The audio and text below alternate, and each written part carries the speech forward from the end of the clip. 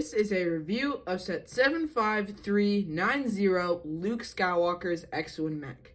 This set has 195 pieces and retails for $16 on May the 1st of 2024 and is recommended for ages 6 and up. I just got this set for Christmas. Obviously, I was building some of the January 1st sets, so I didn't have time to build this, but I thought I'd still have a review, and at the end, I'll compare it to the new Marvel mech, which again is new, so I won't compare it too harshly to one another. But now into the actual review of the mech, of course, starting with the minifigures. That minifigure obviously being the pilot Luke Skywalker, or how the set refers it to, just Luke Skywalker. But he's obviously in his pilot uniform. He comes with a really nice helmet that we've seen in some other sets, as well as a nice face print that, again, we've seen in some other sets.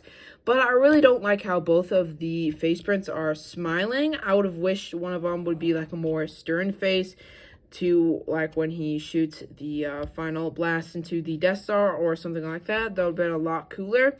But they're just kind of both smiling, and it doesn't seem like you can express the other motions a lot. But it comes with some really nice leg printing, but no arm printing because of the UCS X-Wing, which came out, I believe, in 2023, May the 4th.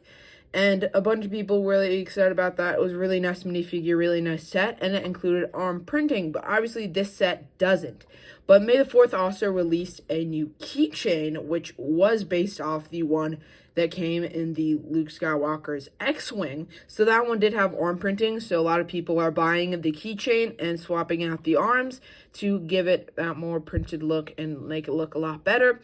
But I think those keychains are like $6, and I definitely don't think just the arms is worth $6. And honestly, it's a nice minifigure. A lot of people are overlooking it because of no arm printing, and there's a better figure that exists.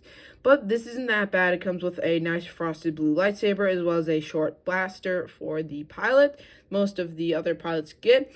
So now on to the mech. So I'm going to actually add the figure here. And obviously to do that, we have to take off the accessories, which do get a bulked up size in the mech, which is really cool. It gets his blaster and lightsaber, but the blaster is actually the same one that came in the Boba Fett set, and the Boba Fett one had a different blaster, as his minifigure had a different blaster.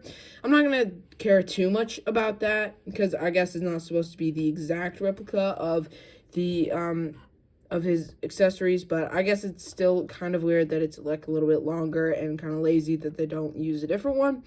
But we can attach the little pistol here on one of these sides. You can attach it on either of these sides, and then you can flip it around here to see the back with all the engines. And the back of the box says to attach this lightsaber using the blade, like the actual blue part, attached to the clip, and then it goes to the back here really well. And then you can add the minifigure, which I will add is a lot better than the newer mech that we get for 2025, because they actually crack the legs because you're attaching it to an actual stud. And this one uses the way nicer piece with the ability to not crack the legs, and you can just slide it in there really nice. It still fits really nice, and it won't like fall out without even connecting it and breaking the legs, like the foot on the leg, like the back of the foot. And honestly, it is a little bit more bulkier. Like, it has 195 pieces. There was 4 bags in this set, which is a lot actually for mech, because in the other one, the other Marvel mech, there was just like 2 bags that you would open at the same time. And these ones, honestly, the bags were really small. It took me like 5 minutes for each bag, so it was kind of weird that they added a bunch of numbered bags. But it was pretty easy to build it, well, except for one thing that I'm going to talk about later in the video after I finish talking about the mech.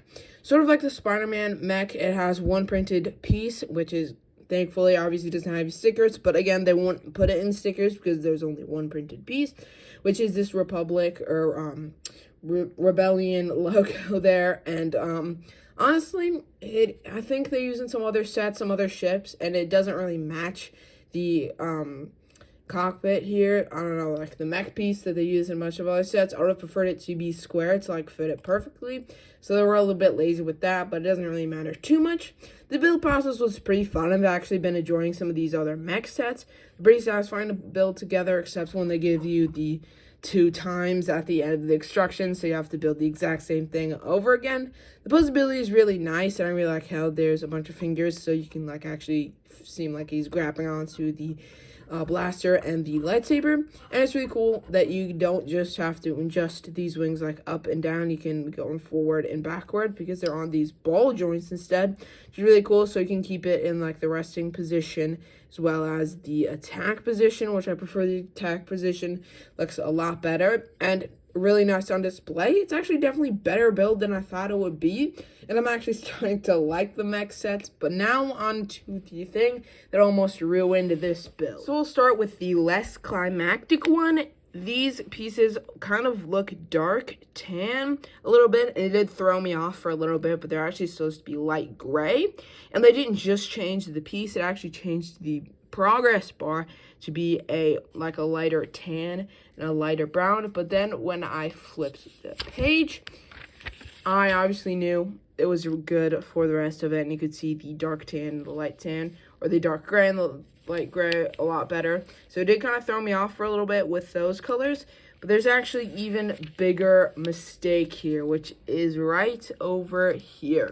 It is completely like neon green almost, and it probably looks different on camera, but obviously it's not even close to being what it should be, and it did throw me off again for a lot more seconds. And I thought I should show this in the review, but obviously this is just kind of for my instruction booklet. Everyone's not going to get the same problem with this, but I guess it's a quality control problem. But I'm not going to mark it off too much because it is still a really good set. It didn't throw me off too much because I am an experienced builder, and to just reference the set like aging price that LEGO thinks what age you should be to build this set is 6 and up. But here is the end of the review where I'm going to rate the set.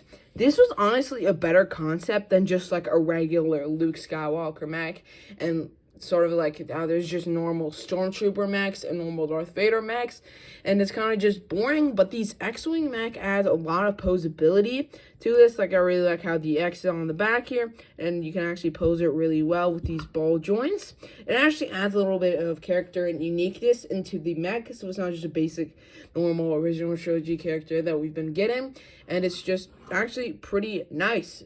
So definitely one of the better mechs. I'm probably going to give this about like a 7.5.